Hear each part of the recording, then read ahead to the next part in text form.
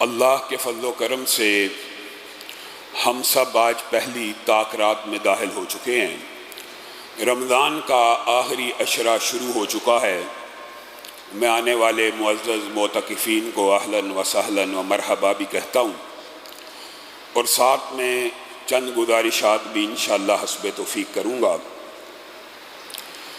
یہ پورے کا پورا رمضان اس کو یہ بلند رتبہ ملا تو اس کتاب حمید کی وجہ سے ملا، اور یہ جس رات میں اتری، یہ جمعے میں آپ کے سامنے مفصل طور پہ رکھا تھا، اس رات کو اللہ رب العزت نے 1000 مہینے سے بہتر قرار دیا، 1000 مہینے کے برابر قرار نہیں دیا۔ بعض لوگ یہ سمجھتے ہیں 1000 مہینے کے برابر، 1000 مہینے سے بہتر ہے۔ اِنَّا أَنزَلْنَاهُ فِي لَيْلَةِ الْقَدْرِ وَمَا أَدْرَاكَ مَا لَيْلَةُ الْقَدْرِ لَيْلَةُ الْقَدْرِ خَيْرٌ مِّنْ أَلْفِ شَهْرٍ۔ لیلۃ القدر 1000 مہینے کی عبادت سے بہتر ہے۔ 1000 ماہ اگر کوئی انسان انفاق فی سبیل اللہ کرتا رہے، 1000 ماہ سجدہ کرتا رہے، 1000 ماہ قرآن پاک کی تلاوت کرتا رہے، 1000 ماہ ذکر اللہ کرتا رہے، اور ایک بندہ صرف اس ایک رات میں کرتا رہے، یہ بندہ اس 1000 مہینے سے اعلیٰ ہے، اس کے برابر نہیں ہے، اس سے بہتر ہے۔ اور یہ اللہ رب العزت نے امت کو بخشنے کے لیے انعامات اور اوقات اور مختلف ایام دیے ہیں تاکہ میں اور آپ جنت میں چلے جائیں۔ آج آخری عشرہ شروع ہو گیا، کون سی طاق رات عبادت کی جائے، کون سی طاق رات کو لیلۃ القدر ہے، یہ سارے سوال لغو ہیں۔ اب باقی جو 9 راتیں، 9 دن، 10 دن، 9 راتیں یا 10 راتیں باقی رہ گئی ہیں، یہ 10 کی 10 راتیں آپ نے ہر رات لیلۃ القدر سمجھ کر ہی عبادت کرنی ہے۔ تو آپ کو میں کیا، رسول اللہ صلی اللہ علیہ وسلم کی گارنٹی، آپ لیلۃ القدر کو پا گئیں۔ آپ لیلۃ القدر کو پا لیں گے اگر آپ ان 10 راتوں 9 راتوں میں اپنا ایک شیڈول بنا لیں۔ اپنا یہ جو رمضان کی بہترین عبادت ہے، اس میں سے سب سے بہتر عبادت اعتکاف ہی ہے، کیونکہ اعتکاف میں آپ نے پوری دنیا سے تعلق کاٹ کے مسجد کے اندر اللہ کے لیے اپنے آپ کو خالص کر لیا۔ لیکن بعض معتکفین، خواتین ہوں یا مرد ہوں، ان کے اوپر دکھ اور افسوس یہ ہوتا ہے، اعتکاف کرنے آئے ہیں اللہ کے لیے، اللہ کی مسجدوں میں، اور جیب میں موبائل پڑے ہیں۔ بہنوں بیٹیوں کے پاس بھی موبائل موجود ہیں۔ یہ اعتکاف یہ ہے کہ اللہ سے ڈائریکٹ کنیکشن ہو جائے، تعلق قائم ہو جائے، دنیا سے تعلق ختم ہو جائے، لیکن اس تعلق کو کاٹ کر بھی جیب میں موبائل پڑا ہے، اور ہر 5-10 منٹ بعد گھر والوں سے بات ہو رہی ہے۔ یہ اعتکاف ہے؟ یہ آپ نے پھر اعتکاف کا صحیح حق ادا نہیں کیا۔ تو جو میرے بھائی بہنیں اعتکاف کرنے کے لیے آئے ہیں، سب سے پہلے اپنی ان لغویات کے اوپر بھی کنٹرول کریں۔ موبائل کا استعمال بہت کوئی ضروری ہے، ایمرجنسی کام ہو، اول تو ہونا نہیں چاہیے، آفس سے رابطہ کریں، وہ گھر والوں سے بات کریں، لیکن اگر کوئی اپنے پاس رکھنا چاہتا ہے تو اگر وہ موبائل پہ ہی بیٹھا ہوا ہے تو وہ اعتکاف کی گرد و غایت اور اعتکاف کے فلسفے کو سمجھ نہیں سکا۔ رسول اللہ صلی اللہ علیہ وسلم غار حرا میں جاتے تھے، غار حرا میں بالکل گوشہ نشین، یہ وہی سنت ہے، اور رسول اللہ نے ساری زندگی اعتکاف کی سنت کو عوام کے، امت کے سامنے رکھا۔ اور میں اور آپ اس سنت سے ایسے غافل ہیں کہ اعتکاف کے اندر رہ کے بھی لغو کام، موبائل کے اوپر چیٹنگ، موبائل کے اوپر گفتگو، یہ اعتکاف کا وہ حق نہیں ہے۔ اس کام سے ایک تو اجتناب کرنا ہے۔ دوسری بات یہ ہے کہ ہم نے آج ایک چیک لسٹ بنانی ہے، جتنے معتکفین ہیں آپ نے بھی، جتنی بہنیں بیٹی ہیں انہوں نے بھی، جو اعتکاف نہیں کر رہے وہ بھی، اور جو لوگ سن رہے ہیں وہ بھی۔ کیا چیک لسٹ بنانی ہے؟ ایک دن میں ہم نے کام کیا کیا کرنے ہیں، ایک دن میں کام کیا کیا کرنے ہیں، ہر روز کا ایک شیڈول بنائیے۔ آج کے دن اتنی دفعہ یہ پڑھنا ہے، اتنی دفعہ یہ پڑھنا ہے، اتنی دفعہ یہ پڑھنا ہے۔ انشاءاللہ اللہ کی توفیق سے وہ باتیں آپ کے سامنے رکھیں گے، لیکن چونکہ وقت مختصر ہوتا ہے، 1-2 باتیں آپ نے سمجھ لی انشاءاللہ۔ جو طاق راتوں کے دروس ہوں گے، ایک تو فوری عشاء کے بعد ہوا کرے گا، اور دوسرا پوری تراویح کے بعد ایک عالم دین مہمان آئیں گے، صرف 2 درس ہوں گے، تاکہ ہم صرف جلوس اللیل نہیں، قیام اللیل کا بھی حق ادا کریں۔ ایسا نہ ہو کہ صرف درس ہی سنتے رہیں اور قیام اللیل سے اور ذکر اذکار سے اور قرآن پاک کی تلاوت سے اور انفاق فی سبیل اللہ سے محروم رہ جائیں۔ مختصر آپ نے یہ بات سمجھنی ہے کہ اس رات میں اگر ایک بندہ 1000 روپیہ خرچ کرتا ہے تو گویا اس کے نامہ اعمال میں یہ نہیں لکھا جاتا اس نے فلاں دن فلاں رات 1000 روپیہ خرچ کرا۔ آپ کو آج کے بعد یہ بات سمجھ آ جانی چاہیے کہ اس کے نامہ اعمال میں کیا لکھا جائے گا؟ اس نے 1000 مہینے تک ہر روز 1000 روپیہ خرچ کیا ہے، بلکہ اس سے بھی زیادہ۔ یہ 83 سال کی جو عبادت ہے، اگر آج کل گھنٹے تبدیل ہوتے رہتے ہیں، اگر 9-10 گھنٹے کے اعتبار سے 9 گھنٹے کے اعتبار سے آج کل رات چل رہی ہے، آگے جائیں گے تو راتیں لمبی ہو جائیں گی، تو 1 گھنٹہ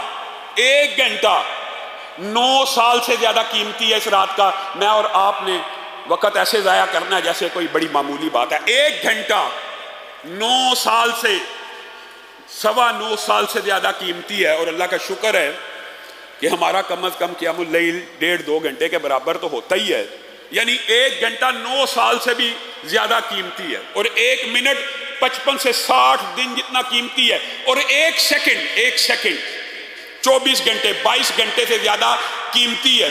1 سیکنڈ، سبحان اللہ سبحان اللہ۔ آپ نے ان 10 راتوں میں اگر صرف یہی کہہ دیا، آپ کے نامہ اعمال میں لکھ دیا جائے گا کہ آپ پورا دن ہی کہتے رہے، 1 سیکنڈ میں بھی جو عمل آپ کرتے رہیں گے۔ تو یہ 1 سیکنڈ، 1 ماہ، 1 گھنٹہ آپ نے ضائع ہرگز نہیں کرنا۔ اور کرنا کیا ہے؟ اس حوالے سے قرآن پاک کے فضائل کے حوالے سے پورا جمعہ آپ لوگوں نے سماعت فرمایا۔ اگر اس کی دباچے اور تمہید کی طرف جائیں تو رسول اللہ صلی اللہ علیہ وسلم کی ایک حدیث ہے، حضرت ابو درداء، سنن ابن ماجہ کی حدیث ہے، اس حدیث کے راوی ہیں۔ آپ یہ چند باتیں اگر آج سمجھ لے جائیں گے تو انشاءاللہ، اور اس کے اوپر عمل کرتے رہیں گے تو انشاءاللہ پوری زندگی، پوری لائف میں ان اعمال کو اگر جاری رکھیں گے تو نامہ اعمال میں حسنات کا اور نیکیوں کا اضافہ ہوتا رہے گا اور گناہ مٹتے رہیں گے۔ حضرت ابو درداء کی جو روایت ہے سنن ابن ماجہ کی، اس کے اندر رسول اللہ صلی اللہ علیہ وسلم فرماتے ہیں، میں تمہیں ایک ایسا عمل نہ بتاؤں جو تمہارے لیے بہت پاکیزہ ہے، تمہارے درجات کو بلند کرنے والا ہے، فرشتوں کے ہاں بھی بڑا اعلیٰ ہے، اور تمہارے لیے، میرے لیے اس چیز سے بہتر ہے کہ میں اور آپ سونے چاندی کے پہاڑوں کو خرچ کریں، اس چیز سے بھی بہتر ہے، اور اس چیز سے بھی بہتر ہے کہ آپ اللہ کے راستے میں نکل جائیں اور آپ دشمنوں کی گردنوں کو کاٹیں، اور اس چیز سے بھی بہتر ہے کہ دشمن آپ کی گردنوں کو کاٹ دیں۔ بتائیے شہادت کتنا بڑا رتبہ ہے۔ اگر حدیث صرف یہاں تک ہوتی نا، جہاد فی سبیل اللہ پہ نکل جائے اور آپ دشمنوں کی گردنوں کو کاٹیں، اس سے بھی بہتر ہے، تو جہاد فی سبیل اللہ کا اجر و ثواب بھی آپ اس کا مطالعہ کر لینا۔ لیکن حدیث کے الفاظ ہیں کہ دشمن بھی آپ کی گردنوں کو کاٹے، اس سے بھی بہتر ہے۔ تو صحابی رسول نے رسول اللہ صلی اللہ علیہ وسلم سے پوچھا، ایسا عمل تو ہمیں ضرور بتلائیے۔ تو رسول اللہ صلی اللہ علیہ وسلم نے ایک جملہ کہا، ایک جملہ جو میرے اور آپ کے لیے کافی ہمیشہ لے رہا ہے، ذکر اللہ، اللہ کا ذکر کرنا ان تمام نیکیوں سے بڑھ کر ہے۔ اسی لیے اللہ رب العزت نے کہا ہے، فَاذْكُرُونِي أَذْكُرْكُمْ، تم میرا ذکر کرو میں تمہارا ذکر کرتا ہوں۔ اور حدیث کے الفاظ کیا ہیں کہ میں بندے کے گمان کے مطابق ہوں۔ اگر وہ میرا ذکر اپنے جی میں کرتا ہے، اپنے دل میں کرتا ہے، مجھے اپنے دل میں یاد کر رہا ہے، اپنے دل میں مجھ سے گفتگو کر رہا ہے، اپنے دل میں کلام کر رہا ہے، اپنے دل میں ذکر کر رہا ہے، تو میں رب بھی اپنے جی میں اس کو یاد کرتا ہوں۔ اور اگر وہ اپنی مجلسوں میں، اپنے یاروں دوستوں کے درمیان اور اپنی مجالس کے اندر میرا ذکر کرتا ہے تو میں اس بندے کی مجالس سے بہترین مجالس میں اس کا ذکر کرتا ہوں۔ اور اس مجلس کا ذکر بھی حدیث میں موجود ہے کہ جب کوئی قوم، اللہ کے فضل و کرم سے ساری قوم قرآن سننے کے لیے آئی ہے، ذکر پڑھنے کے لیے آئی ہے، انشاءاللہ میں اور آپ اس خوشخبری کے مصداق ہیں۔ رسول اللہ صلی اللہ علیہ وسلم نے فرمایا، جب بھی کوئی قوم، جب بھی کوئی لوگ اللہ کے گھروں میں اللہ کا ذکر کرنے کے لیے یا سننے کے لیے، مفہوم یہ ہے ذکر کرنے کے لیے اکٹھے ہوتے ہیں، تو آسمان سے فرشتوں کا نزول ہو جاتا ہے، اور فرشتے اپنی اللہ کی رحمت کا سایہ ان کے اوپر ہو جاتا ہے، اور فرشتے اپنے پروں کے ہمراہ ان کے قریب ہو جاتے ہیں اور ان کے دلوں کے اوپر اطمینان کو اور سکون کو نازل فرماتے ہیں۔ اور اللہ اس مجلس کا ذکر اپنے مقرب ملائکہ کے ہمراہ کرتا ہے۔ اللہ جس بندے کا ذکر کر رہا ہو، ہم تو اس بات سے خوش ہو جاتے ہیں، ایم این اے نے ذکر کیا، وزیر اعلیٰ نے ذکر کیا، وزیر اعظم نے، اچھا میرا نام لیا تھا وزیر اعظم نے، امریکہ کے صدر نے لیا تھا جی، اچھا امریکہ کا صدر اپنی مجلس میں میرا نام لے رہا ہے، بندے کی خوشی کا کوئی ٹھکانہ نہیں ہے۔ اور اللہ کم الحاکمین اس بندے کا اپنی مجلس میں فرشتوں کے مقرب ملائکہ کی مجلس میں ذکر کرتے ہیں، جو بندہ زمین کی پشت کے اوپر اللہ کا ذکر کرتا ہے۔ سبحان اللہ کہا، یہاں بیٹھے بیٹھے اللہ نے آسمان کی بلندیوں سے کہا، اے میرے فرشتوں، فلاں بندہ فلاں مسجد میں بیٹھ کے اتنے بج کے اتنے منٹ پہ سبحان اللہ کہہ رہا ہے، میں رب اس کا نام لے کے تمہارے سامنے رکھ رہا ہوں۔ اور پھر اللہ جس کا نام لیتا رہتا ہے نا، بندہ اللہ کا ذکر کرتا رہتا ہے، اللہ بندے کا ذکر کرتا رہتا ہے، یہاں تک کہ اللہ اس بندے کا ذکر اتنا، ایک بندہ ہر وقت اللہ کا ذکر کر رہا ہے، اللہ کے لیے آپ کے ساتھ ایک معاہدہ کیا ہوا ہے، فاذکرونی اذکرکم، میرا ذکر کرو میں تمہارا کروں گا، یہاں تک کہ ایک لمحہ ایسا آ جاتا ہے کہ اللہ اس بندے کا اتنا ذکر کر رہے ہوتے ہیں جتنا وہ دنیا میں کر رہا ہوتا ہے، اوپر وہاں پہ اتنا ذکر ہو رہا ہے تو فرشتے اس بندے سے محبت کرنا شروع کر دیتے ہیں، اور فرشتے اس کی محبت کو زمین پہ بھی نازل کرتے ہیں۔ اور طویل حدیث ہے،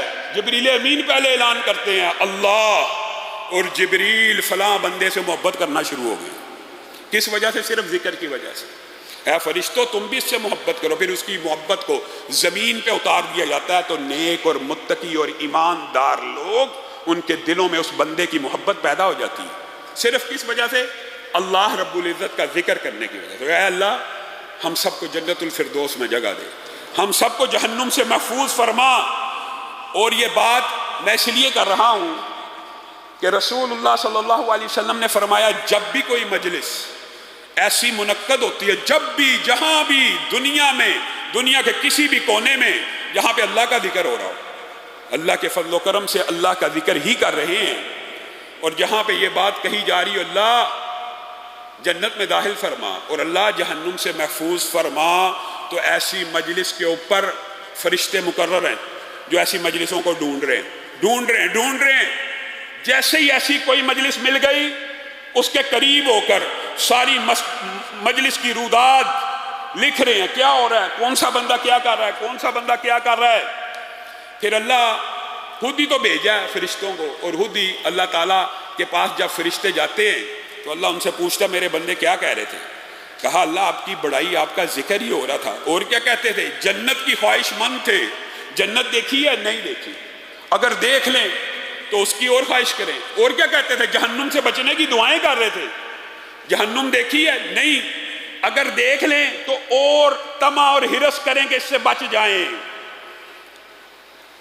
فَأُشْهِدُكُمْ أَنِّي قَدْ غَفَرْتُ لَهُمْ، اے میرے فرشتوں گواہ رہنا، تم نے جو مجھے آ کے شہادتیں دے دی ہیں نا، بتلا دی ہے نا اس مجلس کا، اب میں تمہیں، تم اس مجلس کے گواہ تھے، اب میرے گواہ تم ہو، میں تمہیں گواہ بنا کے کہتا ہوں اس مجلس کے ہر شخص کو میں نے معاف کر کے جنت الفردوس میں داخل کر دیا۔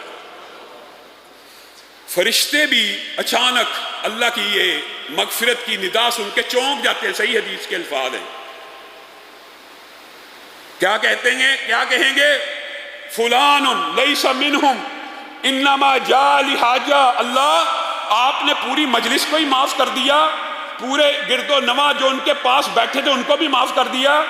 وہ تو ایک بندہ ایسا بھی تھا، فلاں بندہ ایسا بھی تھا، ہمیں آپ نے نوٹ کرنے بھیجا، ہم نے نوٹ کیا، یہ کاپی پہ رجسٹروں پہ مراد یہ لکھا ہوا ہے، وہ ذکر کی مجلس اٹینڈ کرنے نہیں تھا آیا، وہ الیکٹریشین تھا، مثال دے رہا ہوں، وہ صفائی والا تھا، وہ پانی ڈیلیور کرنے والا تھا، وہ آٹا لے کے آنے والا تھا، وہ دیگر امور جو مسجد کے کام ہو رہے ہیں، آنے جانے عام طرف بڑا سسٹم ہوتا ہے آپ کو پتہ، وہ جی جلیبی لگانے والا تھا، وہ جی ویسے ہی اس مجلس میں شامل تھا۔ اللہ تعالیٰ آپ نے پوری کی پوری مجلس کو معاف کر دیا، وہ تو اس کام آیا نہیں تھا۔ تو اللہ رب العزت فرماتے ہیں، صحیح حدیث کے الفاظ ہیں، ہاں یہ ایک ایسی مجلس ہے، لا یشقى جلیسہم اس مجلس کے ساتھ سے بھی کوئی گزر گیا اللہ نے اس کو بھی معاف کر دیا۔ بتائیے، اللہ کا ذکر اتنی بڑی عبادت ہے، اور حضرت امیر معاویہ کی صحیح حدیث ہے، اور بعض لوگ اس ہستی کے اوپر طعن و تشریح کرتے ہیں جن کے فضائل اور مناقب کے حوالے سے آپ کے سامنے جمعوں میں کئی مرتبہ رکھ چکا ہوں، لیکن ایک حدیث یہ بھی سن لیجئے کہ حضرت امیر معاویہ کا یہ منفرد اعزاز ہے۔ رسول اللہ باہر نکلے، سیدنا امیر معاویہ اور صحابہ بیٹھے ہیں، پوچھا کیا کر رہے ہو؟ کہا اللہ ہی کا تو ذکر کر رہے ہیں، اسلام کی نعمت کا ذکر کر رہے ہیں، اللہ تعالیٰ نے ہمارے پر کتنا کرم کر دیا کہ اسلام کی نعمت سے سر قسم اٹھاتے ہو؟ جی ہاں ہم قسم کھاتے ہیں۔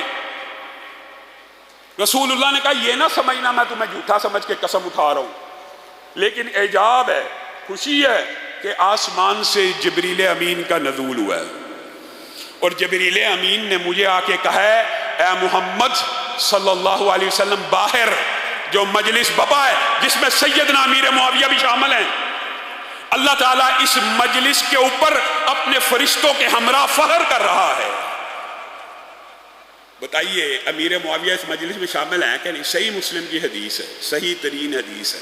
بعض بدبخت یہ کہتے ہیں کہ یہ سیدنا امیر معاویہ جہنم کی طرف بلانے والے تھے، معاذ اللہ۔ یہ ذکر ہے جس کی وجہ سے یہ بلند مقام ملتا ہے، اور ذکر میں بے شک کوئی شک و شبہ نہیں، سب سے افضل ذکر کی حدیث لا الہ ہے، لیکن وہ لا الہ بھی اسی کتاب کے اندر موجود ہے۔ سب سے بہترین ذکر کرنے کی شے اور سب سے بہترین تعلق اور تمسک اختیار کرنے کی اگر کوئی چیز ہے تو وہ یہ قرآن پاک ہے۔ آج کے بعد انشاءاللہ جو وظائف آپ کو بتاؤں گا، اللہ نے اگر توفیق دی جتنے کے فضائل بیان ہو سکے کر دیں گے، اور جو جزوی بیان کرے گی ان کی تفصیل آنے والے دروس میں انشاءاللہ آپ کے سامنے رکھیں گے۔ لیکن آپ نے آج ایک شیڈول بنانا ہے۔ سب سے پہلے اپنی زندگی کے اندر سورت بقرہ کی آخری 2 آیتوں کو پکڑ لیجیے، ہر رات سونے سے قبل ان 2 آیتوں کی تلاوت، جو اعتکاف والے ہیں وہ بھی اور جو اعتکاف والے نہیں ہیں وہ بھی، جو بہنیں بیٹیاں اور جو سن رہے ہیں سب کے سب ان 2 آیتوں کو پکڑ لیں۔ یہ آسمان سے اتارے ہوئے اللہ کے نور ہیں، ایسا فرشتہ لے کے اترا جو زمین پہ پہلے کبھی نہیں اترا، اور ان 2 آیتوں کو پڑھنے کا اجر و ثواب کیا ہے کہ ایک بندہ ایک رات میں 10 پارے پڑھتا ہے، کسی دن نہیں پڑھ سکا، صرف 2 آیتیں یہ پڑھ لی تو اس کی پورے رات کے قیام کو کفایت کر دی۔ صرف 2 آیتیں اس کو شیطان کے شر سے کفایت کر گئی، اس کو جنات کے شر سے کفایت کر گئی۔ یہ 2 آیتیں آج کے بعد اپنے اوپر فرض کر لیجئے کہ آج کے بعد زندگی میں کوئی رات ایسی نہیں آئے گی کہ ان 2 آیتوں کو پڑھے بغیر ہم سوئیں گے۔ کریں گے نا انشاءاللہ؟ کتنا مشکل ہے؟ کوئی مشکل نہیں۔ اور رسول اللہ صلی اللہ علیہ وسلم نے اس کی بہت بڑی جو فضیلت بیان کی ہے وہ یہ ہے، جس گھر میں 3 دن صرف پڑھی جاتی ہیں، جس گھر میں 3 دن پڑھی جاتی ہیں وہ گھر شیطان کے اثرات سے پاک ہو جاتا ہے۔ بتائیے آپ اور میں چاہتے نہیں کہ جنات اور شیاطین ہمارے گھروں سے بھاگ جائے، تو پھر کیوں نہیں پڑھتے؟ تو جو صرف 3 دن پڑھنے سے شیاطین بھاگ جاتے ہیں، جو بندہ ساری زندگی پڑھتا ہے اللہ کے فضل و کرم سے اس کے مقابل کا شیطان کمزور ہو جاتا ہے، نیکیوں کے لیے اس کا رستہ آسان ہو جاتا ہے۔ ایک آپ نے یہ 2 آیتوں کو پکڑ کے رکھنا ہے، باقی صورتوں کے فضائل بھی بیان کریں گے، لیکن جو پوری زندگی میں اختیار کرنے آج وہ چند باتیں آپ کے سامنے رکھنا۔ پھر 29واں پارہ جس سورج سے شروع ہوتا ہے، سورہ ملک، رسول اللہ صلی اللہ علیہ وسلم نے کہا ایک بندے کی ایسی سفارش، ایسی رکاوٹ اور ایسی مغفرت، مفہوم آپ کے سامنے رکھ لو مختلف روایات کے، کہ ایک بندہ اللہ رب العزت کی بارگاہ میں پیش ہوا تو 30 آیتوں والی ایک اکیلی سورت اس کو سارے عذابوں سے بچا کر لے گئی، ایک اکیلی سورت۔ اور دیگر حدیث میں جو دیگر احادیث ہے وہاں سے پتہ چلتا ہے وہ 30 آیتوں کی سورت کون سی ہے؟ سورہ ملک ہے، کیونکہ حضرت عبداللہ ابن مسعود کا قول ہے کہ وہ سورت جو انسان کو عذاب قبر سے بچاتی ہے وہ کون سی ہے؟ سورہ ملک۔ تو یہی وہ سورت ہے جو بندہ ہر روز رات کو پڑھے گا سونے سے قبل، عذاب قبر سے محفوظ، سفارش کر کے، لڑ کے، جھگڑ کے، اللہ میں تیرا کلام ہوں، میں تیری ہی تو صفت ہوں، مجھے ہی تو وہ پڑھا کرتا تھا، ہر روز رات کو پڑھا کرتا تھا، اب میں نے اس کو عذاب نہیں ہونے دینا، نہیں ہو سکتا یہ مجھے پڑھتا تھا، اس نے پوری زندگی مجھے پڑھا۔ اسی لیے اس کو صورت مانعہ بھی کہتے تھے کہ رکاوٹ ڈال دینے والی عذاب کے درمیان اپنی زندگی میں اس کے اوپر مداومت کیجئے۔ یہ وظائف کوئی بڑے لمبے چوڑے نہیں ہیں، نہ وقت زیادہ لگتا، صرف ٹریننگ کی ضرورت ہے، صرف یاد کرنے کی ضرورت ہے۔ سورۃ ملک آج کے بعد ہر روز رات کو سونے سے پہلے پڑھیں گے انشاءاللہ انشاءاللہ۔ آگے چلیے، سورۃ کافرون، قل یا ایھا الکافرون، اس کے فضائل اور مناقب سے بہت سے لوگ غافل ہیں۔ اس کی ایک فضیلت بیان کروں گا اور بات کو آگے بڑھاؤں گا۔ رسول اللہ صلی اللہ علیہ وسلم نے فرمایا، اور رسول اللہ جب کسی چیز کا ثواب بیان کر دیں اس میں کسی قسم کا شک و شبہ نہیں ہے۔ یہ سورت 1/4 قرآن کے برابر ہے، 1/4 قرآن کے برابر۔ جو صرف 4 مرتبہ پڑھے اس کو 1 قرآن کے پڑھنے کا اجر و ثواب مل جاتا ہے۔ قل یا ایھا الکافرون کو بھی زندگی کے اندر، اس کے اندر رات کی دن کی قید نہیں ہے، لیکن اللہ کا یہ شکر ہے کم از کم ہمارے بر صغیر میں یہ چاروں کل معاشرے کے اندر اور ہمارے گھروں میں صبح و شام پڑھے جاتے ہیں۔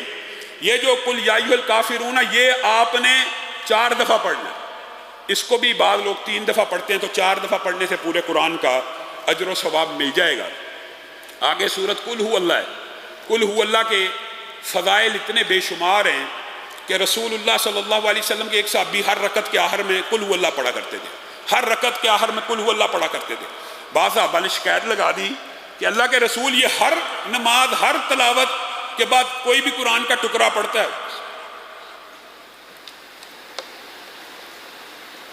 اور اس کے بعد قل ھو اللہ پڑھتا ہے۔ رسول اللہ صلی اللہ علیہ وسلم نے ان کو بلا کر پوچھ لیا، اے میرے ساتھی یہ کیا ماجرا ہے؟ صحابہ تیرے بارے میں یہ کہتے ہیں تو ہر رکعت میں ہر سورت کے بعد قل ھو اللہ پڑھنا شروع کر دیتا ہے۔ کہا اللہ کہ رسول مجھے سورت سے محبت ہی بڑی ہے۔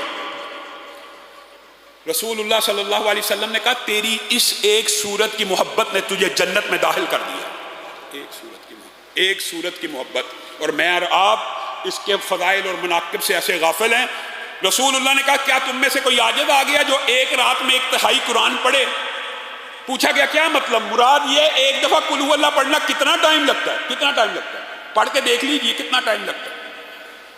1/3 قرآن کے برابر ہے۔ 3 دفعہ پڑھی جائے، 3 دفعہ تو پورے قرآن کے برابر ہو جاتی ہے۔ لیکن آپ نے اور میں نے اس سورت کو بنیادی طور پہ ہر روز ارادہ کر کے کم از کم ایک نشست کی بات کر رہا ہوں، اور تو جو آپ اذکار میں یا تلاوت میں یا قیام میں پڑھتے ہیں پڑھیں، 12 دفعہ پڑھنا۔ اس کی کیا وجہ؟ ایک تو 3 دفعہ کی حدیث ہے کہ 3 دفعہ پڑھنے سے 1 قرآن کا ثواب، تو 12 دفعہ پڑھنے سے کتنے قرآنوں کا ثواب؟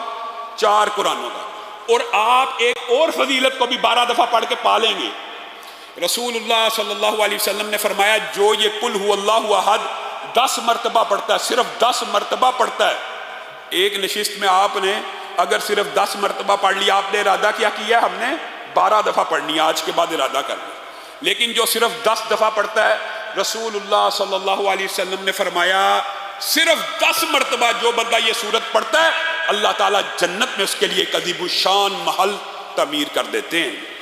بتائیے، یہ چھوٹی چھوٹی وظائف ہیں جو ثواب کے حصول کے لیے، اور اسی طرح آخری جو 2 سورتیں ہیں اس کے بھی فضائل اور مناقب جادو، جنات، حسد، نظر بد کے حوالے سے بے شمار ہیں۔ رسول اللہ صلی اللہ علیہ وسلم نے کہا کسی پناہ مانگنے والے نے اس سے بہتر کسی چیز کی پناہ نہیں مانگی، اور اس کی فضیلت کے اندر، ان 2 سورتوں کی فضیلت کے اندر بھی یہی بات آتی ہے، جس نے صبح 3 دفعہ پڑھی اور شام کو 3 دفعہ پڑھی، مراد یہ ہے کہ شام کو 3 دفعہ پڑھی تو پوری رات کے لیے کفایت کر گئی، صبح 3 دفعہ پڑھی پورے دن کے لیے کفایت کر گئی۔ گویا آپ نے سورۃ بقرہ کی آخری 2 آیات کو پڑھنا ہے، سورہ ملک کو ہر روز پڑھنا ہے، قل یا ایھا الکافرون کو 4 دفعہ پڑھنا ہے، قل ھو اللہ کو 12 دفعہ پڑھنا ہے، اور قل اعوذ برب الفلق اور قل اعوذ برب الناس کو صبح شام کتنی دفعہ پڑھنا ہے؟ 3 دفعہ۔ یہ یاد کریں اور ایک چیک لسٹ بنا لیں، اعتکاف والے بھی اور باہر والے بھی، ہر روز ٹک کیا کریں۔ گھر کے اندر بھی لوگ چارٹ بنا سکتے ہیں کہ یہ کام میں نے کر دیا، ٹک مارک، یہ کام کر دیا، ٹک مارک، یہ کام کر دیا، ٹک مارک۔ انشاءاللہ قرآن کی دیگر سورتوں کی اور آیتوں کی جو فضیلت ہے وہ بھی آپ کے سامنے آئندہ آنے والے دروس میں رکھیں گے۔ آج چونکہ معتکفین ہمارے ساتھ ہیں، اس لیے زیادہ سے زیادہ جو اعمال انہوں نے کرنے ہیں اس حوالے سے ان کے گوش گزار یہ باتیں کر رہے ہیں. آگے بڑھیے. جو افضل الذکر لا الہ الا اللہ ہے، یہ جو لا الہ الا اللہ ہے یہ اتنا عظیم الشان کلمہ ہے کہ رسول اللہ صلی اللہ علیہ وسلم نے فرمایا جس کا آخری کلمہ لا الہ الا اللہ ہو گیا دخل الجنہ، وہ جنت میں داخل ہو گیا. اتنا عظیم الشان کلمہ ہے. اور یہ کلمہ جناب طلحہ بن عبید اللہ ایک دن بڑے پریشانی کے عالم میں تھے. حضرت عمر نے پوچھا کیا حضرت ابو بکر کی خلافت کے اوپر کوئی اپنے چچا زاد کی خلافت کے بارے میں پریشان پہ رہنا ہی نہیں. ایک کلمہ رسول اللہ نے مجھے بتلایا تھا، کسی مجلس میں میرے دماغ سے نکل گیا کہ رسول اللہ مختلف چیزوں کے فضائل بیان کر رہے تھے، اور ایک فضیلت یہ بھی بیان کی تھی کہ ایک کلمہ ایسا ہے جو موت کے غموں کو ختم کر دیتا ہے. تو وہ کلمہ میرے دماغ سے نکل گیا، دیگر فضائل یعنی ذہن میں ہیں. تو حضرت عمر مسکرانا شروع ہو گئے اور کہا لا الہ الا اللہ سے بہتر کلمہ موت کے غموں کو دور کرنے والا کوئی نہیں ہو سکتا. مراد کیا ہے؟ جب انسان دنیا سے جا رہا ہوتا ہے یا انسان کو پتہ چلتا ہے مجھے ایسا مرض لاحق ہو گیا ہے کہ اب میری موت یقینی ہے، ڈاکٹر بتا دیتے ہیں اس کا علاج نہیں ہے. علاج تو ویسے اللہ کے ہاتھ میں ہر بیماری کا ہوتا ہے، لیکن کوئی ایسے عالم میں چلا گیا کہ اب پتہ چل گیا کہ موت قریب ہے تو انسان غم کا شکار بھی ہوتا ہے. ایک تکلیف کا شکار تو بیماری سے ہے، غم کا شکار ہوتا ہے. ساری زندگی جن کے لیے محنت کی، ساری زندگی جو دولت کمائی ادھر ہی چھوڑ کے جا رہا ہوں، جو مختلف غم ہوتے ہیں رشتوں کے، میل جول کے، تو رسول اللہ صلی اللہ علیہ وسلم کی حدیث ہے ان غموں کو دور کرنے کے لیے ایک اکسیر نسخہ. اور کبھی بھی آپ ٹینشن، پریشانی، ڈپریشن، انگزائٹی کا شکار ہوں تو یہ کلمہ اس بیماری کو، اس غم کو، اس ڈپریشن کو، اس انگزائٹی کو دور کرنے کے لیے اتنا مجرب ہے کہ صرف زبان سے یہ الفاظ نکلے لا الہ الا اللہ.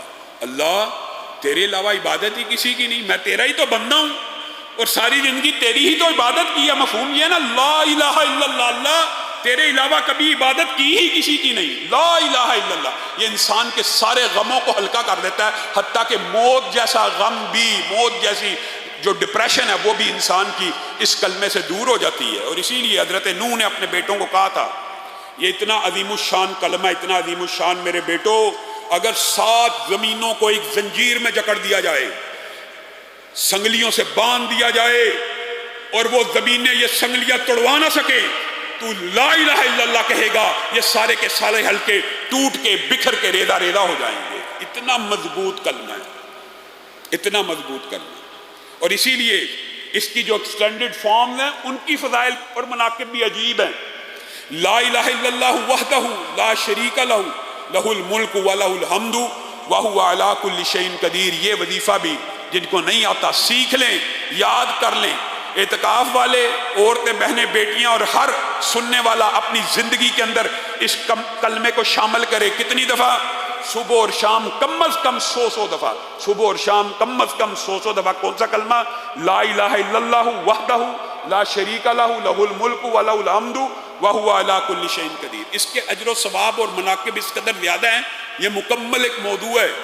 بعض باتیں آپ کے سامنے جزوی طور پہ رکھتا ہوں.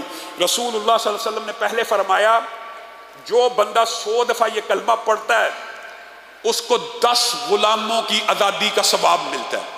اور ایک غلام کی آزادی کا اجر و ثواب کیا ہے؟ جس نے ایک غلام کو آزاد کیا وہ جہنم سے آزاد ہو گیا. ہر عضو کے بدلے میں آپ کا ایک عضو آزاد ہو گیا. تو جو 100 دفعہ پڑھے گا اس نے 10 غلاموں کو آزاد کر دیا، 100 نیکیاں بڑھ گئی، 100 درجات بلند ہو گئے، 100 گناہ مٹ گئے. یہ پہلی حدیث ہے. لیکن اللہ کو یہ کلمہ اتنا پسند آیا کہ اللہ کی رحمت کو بھی جوش آیا اور رسول اللہ نے اس میں تخفیف بھی کر دی.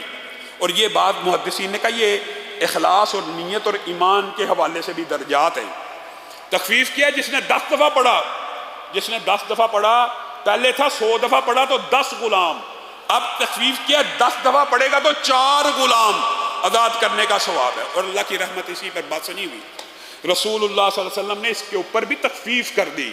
اور بعض محدثین نے جیسے کہ کہا یہ ایمان کی کیفیت اور اخلاص کے ساتھ پڑھنے کے مختلف مراتب ہیں. ایک بندہ غفلت سے پڑھ رہا ہے، 100 دفعہ پڑھ لیا تو اس کو 10 غلاموں کی آزادی مل جائے گی. یہ محدثین کے اقوال ہیں، لیکن ہم اس کو تخفیف اور رحمت پہ محمول کرتے ہیں.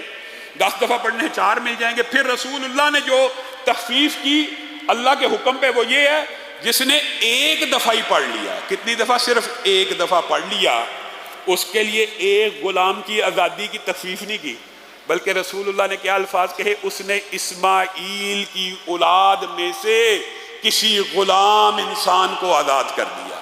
دنیا کی سب سے بابرکت اولاد، دنیا کی سب سے مقدس محترم نسبی اعتبار سے اگر کوئی نسل ہے تو وہ حضرت ابراہیم کی ہے۔ اسماعیل کی اولاد نسب کے اعتبار سے دنیا کا کوئی نسب ان کا مقابلہ نہیں کر سکتا، اور ایک دفعہ پڑھنے سے ایک اسماعیل کے غلام بیٹے کو آزاد کرنے کا ثواب ہے۔ آج کے بعد 100 دفعہ پڑھیں گے کہ نہیں؟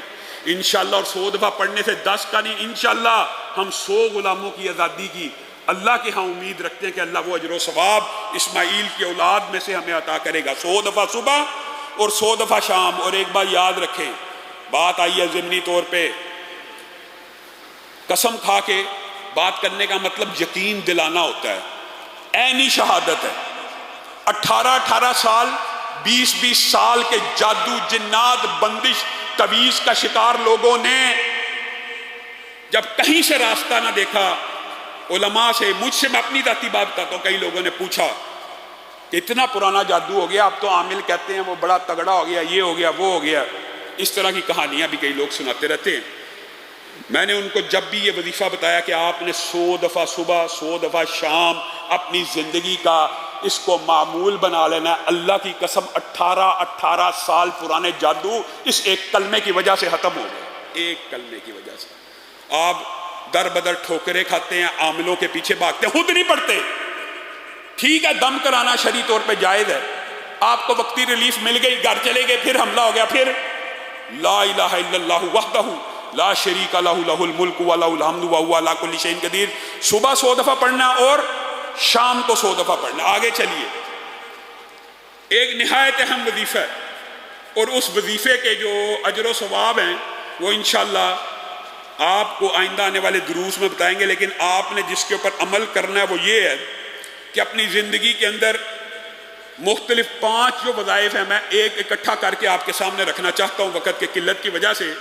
سبحان اللہ والحمد للہ ولا الہ الا اللہ واللہ اکبر ولا حول ولا قوت الا باللہ۔ پڑھیے، سبحان اللہ والحمد للہ ولا الہ الا اللہ واللہ اکبر ولا حول ولا قوت الا باللہ۔ اس کے جو اجر و ثواب اور مناقب ہیں یہ ایک تفصیلی بحث ہے، چند باتیں سن لیجیے۔ رسول اللہ صلی اللہ علیہ وسلم نے ان میں سے صرف 3 کے بارے میں، ان میں سے 1 کے بارے میں، ان میں سے 4 کے بارے میں، ان میں سے 5 کے بارے میں الگ الگ حدیثیں، اور 33 مرتبہ والی حدیث شکر ہے چونکہ ہمیں یاد ہے اس لیے آپ کے دماغ میں یہ بات رہ جائے گی کہ ہر نماز کے بعد جو 33 مرتبہ سبحان اللہ والحمدللہ اور اللہ اکبر پڑھتا ہے، اور 100 کی گنتی وہ کس کلمے سے پوری کرتا ہے؟ لا الہ الا اللہ وحدہ لا شریک لہ لہ الملک، جو پہلے بتا دیا۔ تو حدیث کیا ہے؟ یاد کر لیں، رسول اللہ صلی اللہ علیہ وسلم کو یہ کلمے اور اللہ کو یہ کلمے اتنے پسند ہیں، رسول اللہ نے فرمایا جو 33 مرتبہ نماز کے بعد پڑھتا ہے اور لا الہ الا اللہ وحدہ کے ساتھ اس کی 100 کی گنتی مکمل کرتا ہے، اس بندے کے گناہ سمندر کی جھاگ سے بھی زیادہ سارے کے سارے معاف ہو جاتے ہیں، صرف 33 مرتبہ۔ اور یہ آپ نے ہر نماز کے بعد پڑھنا ہے، اور اسی کے بارے میں ہے کہ 34 دفعہ اگر اللہ اکبر پڑھے گا، 100 کی گنتی لا الہ کی بجائے اللہ اکبر سے پوری کرتا ہے، تو وہ شخص نامراد نہیں لوٹے گا۔ صحابہ آگے رسول اللہ کے بعد، اللہ کے رسول، امیر تو سبقت لے گئے، مالدار تو بڑے آگے چلے گئے، مالدار تو بڑے آگے چلے گئے۔ تو رسول اللہ صلی اللہ علیہ وسلم نے کہا کیا ہو گیا؟ کہا وہ تو نمازیں بھی پڑھتے ہیں، یہ بھی کرتے ہیں، ہمارے ساتھ سارے اعمال کرتے ہیں، ساتھ میں انفاق فی سبیل اللہ بھی کرتے ہیں، ہم تو پیچھے رہ گئے، ہم تو غریب ہیں۔ تو رسول اللہ صلی اللہ علیہ وسلم نے کہا تم یہ کیوں نہیں کہتے؟ اور رسول اللہ نے ہر نماز کے بعد پھر یہ تسبیح بتلائی اور کہا تم سے آگے کوئی نہیں نکل سکے گا اگر تم یہ تسبیح کرتے رہو گے۔ اور دیگر روایات کے جو الفاظ ہیں رسول اللہ نے یہ بھی کہہ دیا، سیرو ھذا جمدان سبق المفردون وما المفردون یا رسول اللہ، تیزی سے چلو، گویا رسول اللہ تیزی کا درس دے رہے ہیں۔ یہ جمدان پہاڑی آ گئی ہے، سبق المفردون، مفردون سبقت لے گئے۔ اے اللہ کے رسول مفردون ہے کون؟ الذاکرون اللہ کثیرا والذاکرات، وہ لوگ ہیں جو اللہ کا ذکر کثیر کرتے ہیں، اور وہ عورتیں ہیں جو اللہ کو ہمیشہ ان کی زبانوں پہ اللہ ہی کا ذکر رہتا ہے، اور اس ذکر کے اندر جو وظائف آپ کو بتائے وہ بھی شامل ہیں، اور جو سب سے اہم وظیفہ یہ ہے سبحان اللہ والحمد للہ ولا الہ الا اللہ واللہ اکبر ولا حول ولا قوت الا باللہ۔ اس میں سے ہر ایک کی فضیلت آئندہ آنے والے دروس میں رکھیں گے، لیکن یہ آپ نے اپنی زندگی میں صبح اور شام 100 مرتبہ کرنا ہے۔ جیسے لا الہ الا اللہ وحدہ لا شریک لہ کا 100 دفعہ کرنا ہے، کیوں بھائی ارادہ کرتے ہیں نا انشاءاللہ یہ وظیفہ بھی 100 دفعہ صبح اور شام کریں گے۔ آگے بڑھیے، انشاءاللہ اس کے فضائل رکھیں گے۔ ایک وظیفہ ایسا ہے جو بڑا چھوٹا ہے، اللہم اجرنی من النار، اللہم اجرنی من النار، اللہم اجرنی من النار۔ ترمذی کی حدیث بھی ہے اور اس کے بارے میں الگ حدیث بھی ہے۔ ہر روز آپ نے صبح اور شام یہ 2 دعائیں ساتھ ملا کے کرنا چاہیں ساتھ کر لیں، الگ الگ پڑھنا چاہیں الگ الگ پڑھ لیں۔ ایک اللہم اجرنی من النار اور اللہم انی اسألک الجنہ، یا اردو میں بھی پڑھ لیں، اے اللہ میں تجھ سے جنت کا سوال کرتا ہوں، اے اللہ میں تجھ سے جنت کا سوال کرتا ہوں، کم از کم 3 مرتبہ صبح اور 3 مرتبہ شام کو۔ یہ کہنے سے ہوتا کیا ہے؟ رسول اللہ صلی اللہ علیہ وسلم نے پہلی بات کی، جو بندہ یہ کلمہ کہتا ہے نا اللہم اجرنی من النار، تو اس کو جہنم کی آگ سے محفوظ کر دیا جاتا ہے، جہنم کی آگ سے محفوظ کر دیا جاتا ہے۔ شام کو پڑھے گا انسان، یا شام کو مرتا ہے یا صبح مرتا ہے، شام کو پڑھے گا صبح تک کے لیے فوت ہو جائے گا، جنت میں داخل ہو جائے گا، صبح کو پڑھے گا شام تک کے لیے فوت ہو جائے گا، جنت میں داخل ہو جائے گا۔ اور ترمذی کی حدیث میں جو بندہ بھی جہنم سے پناہ مانگتا ہے 3 مرتبہ نا، تو جہنم کہتی ہے اللہ اس کو میرے سے دور کر دے، جہنم کہتی ہے۔ اور جو بندہ جنت میں داخلے کے لیے 3 مرتبہ دعا کرتا ہے، جنت کہتی ہے اللہ اس کو مجھ میں ڈال دے۔ وہ جس کے اندر آپ داخلے کی خواہش مند ہیں، صرف 3 مرتبہ آپ کے اللہ اس میں ڈال دے، وہ اللہ سے سفارش کرنا شروع کرتی ہے، اللہ فلاں بندہ مجھ میں داخل ہونا چاہتا ہے، اس کو جنت میں ڈال دے۔ جہنم کہتی ہے اللہ فلاں بندہ بچنا چاہتا ہے، اس کو مجھ سے دور کر دے۔ اور پھر ایک بات، اور آیت الکرسی کے حوالے سے میں انشاءاللہ مفصل ہو سکتا ہے اللہ نے موقع دیا تو آنے والے دروس میں بات کروں گا، لیکن آیت الکرسی کا صرف ایک فضیلت جو ہے نماز کے بعد کے 33 مرتبہ کے بتائے نا، یہ بھی بات آئی ہے تو سمجھ لیجئے۔ آیت الکرسی بھی ان آیات میں شامل ہے کہ جو بندہ اگر نماز کے بعد پڑھ لے تو حدیث کے الفاظ کے اللہ کے ذمے میں آ جاتا ہے۔ اور اس کے اور جنت کے درمیان کس چیز کا فرق ہوتا ہے؟ موت کا۔ اللہ کا شکر ہے رسول اللہ کے فرمان ہمیں یاد ہونا شروع ہو گئے ہیں۔ ہر روز 5 نمازوں کے بعد آیت الکرسی پڑھنی ہے، اور اس کے علاوہ بھی صبح اور شام آیت الکرسی پڑھنی ہے۔ اس کے جو فضائل و مناقب ہے آگے جا کے رکھیں گے، یعنی 5 نمازوں کے ساتھ پڑھنی ہے اور ایک صبح و شام کم از کم پڑھنی ہے، یعنی ایک دن میں 7 مرتبہ آیت الکرسی بھی پڑھنی ہے۔ آپ اللہ کے ذمے میں بھی ہیں، اور آپ کسی بھی وقت مر جائیں آپ کے کوئی حساب کتاب، کوئی عذاب قبر نہیں، صرف جنت کے اور آپ کے درمیان کس کا فاصلہ ہوگا؟ موت کا۔ یہاں مرے یہاں جنت میں داخل ہو گئے۔ یہ اعزاز تو شہید کو حاصل تھا، یہ تو اجر و ثواب صرف شہید کے لیے تھا نہیں، جس نے آیت الکرسی کو پکڑ لیا یہ اجر و ثواب اس کے لیے بھی ہے۔ اسی طرح آگے چلیے، رضیت باللہ ربا وبالاسلام دینا وبمحمد نبیا، یہ صبح اور شام کتنی دفعہ پڑھنا ہے؟ 3 دفعہ۔ رسول اللہ صلی اللہ علیہ وسلم نے کہا جو بندہ ایمان اور یقین کے ساتھ یہ کلمہ 3 دفعہ پڑھتا ہے اللہ اس کو جنت الفردوس میں داخل کر دیتے ہیں۔ اور اللہ کے ذمے ہیں کہ کل قیامت کے دن اللہ اس بندے سے راضی ہو جائیں گے۔ وظائف اور بھی ہیں بہت سے حفاظت کے، وہ انشاءاللہ کل پرسوں بیان کریں گے، لیکن ایک جو فضیلت کے اور ثواب کے اعتبار سے وہ رکھ کے اپنی بات کو ختم کریں گے۔ میرے بھائیوں انشاءاللہ دوسرے جو خطیب ہیں مولانا آصف ربانی صاحب، وہ تراویحوں کے بعد آئیں گے۔ آپ احباب نے یہ بھی خصوصی اہتمام کرنا کہ جو ہمارے مہمان آئیں ان کا اکرام کرتے ہوئے ان کی بھی گفتگو سنا کریں۔ میری تو گفتگو آپ پورے سال سنتے ہی رہتے ہیں، تو جو مہمان آئیں ان کی وجہ سے کچھ دیر ٹھہر کے بھی، معتکفین تو بیچارے چلو آج لاک اینڈ کی ہو گیا، ان کو تو سننا پڑے گئی، تو آپ ساتھی بھی جو مہمان آئیں ان کا اکرام کیا کریں، ان کی گفتگو سن کے جایا کریں۔ اسی طرح انشاءاللہ کوشش کریں گے کہ ملک کے جو مایہ ناز اور جید قرآن ہیں وہ یہاں پہ آ کے وطر کا اور آخری 2 رکعتوں کا قیام کریں۔ انشاءاللہ آج قاری عبداللہ صاحب آئیں گے، اور یقین کریں آپ ان کے پیچھے صرف ایک دفعہ یہ سوچیں نا آنکھیں بند کر کے، تو آپ کو ایسا لگے گا کہ آپ حرم میں کھڑے ہیں۔ انشاءاللہ آج کا وطر وہ پڑھائیں گے۔ آخری جو وظیفہ آپ کے سامنے رکھنا چاہتا ہوں، جس کو آپ نے اپنی زندگی میں 10 مرتبہ کم از کم کرنا ہے، وہ درود پاک کا وظیفہ۔ کیونکہ اللہ اور اس کے فرشتے رسول اللہ پہ درود بھیجتے، اللہ اور اس کے فرشتے رسول اللہ پہ درود بھیجتے۔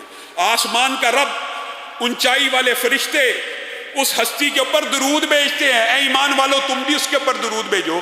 تم تو پستیوں میں رہنے والے ہو، تم تو زمین پہ رہنے والے ہو، لیکن تم بلند ہو جاؤ گے اگر اللہ کے رسول کے اوپر درود بھیجتے رہو گے۔ کیوں؟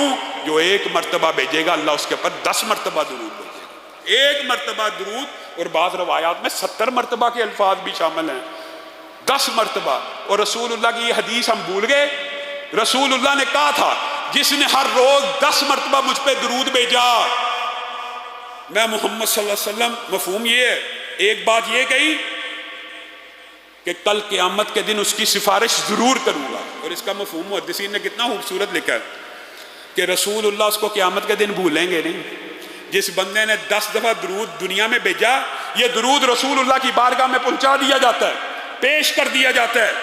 جیسے آپ اپنے والدین کے لیے دعا کریں، ان کو دعا پہنچ جاتی ہے، تو رسول اللہ کے اوپر درود بھیجیں، یہ درود ان تک پہنچ جاتا ہے۔ پھر کل قیامت کے دن جس نے 10 مرتبہ ہر روز اپنی زندگی میں رسول اللہ پہ درود بھیجا ہوگا، اللہ کی قسم رسول اللہ اس کو قیامت کے دن نہیں بھولیں گے اور اس کی سفارش کریں گے۔ اور بتائیں، اللہ نہ کرے ہم میں سے کوئی پھنس جائے، لیکن اگر پھنس بھی گیا تو کیا رسول اللہ کی سفارش سے آزاد ہو جائے گا کہ نہیں ہوگا؟ رسول اللہ سے زیادہ تگڑی سفارش کون سی ہے؟ رسول اللہ سے بہتر سفارش کون سی ہے؟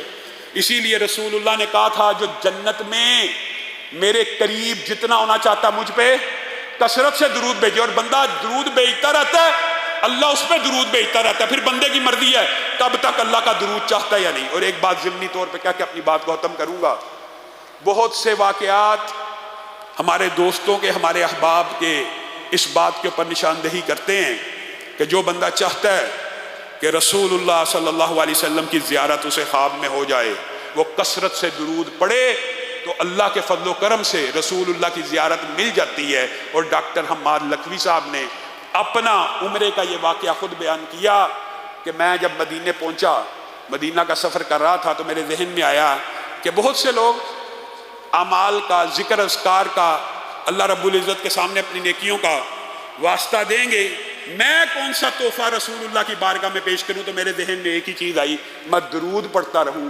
میں نے درود پڑھنا شروع کیا، جتنے دن مدینے میں رہا درود ہی پڑھتا گیا۔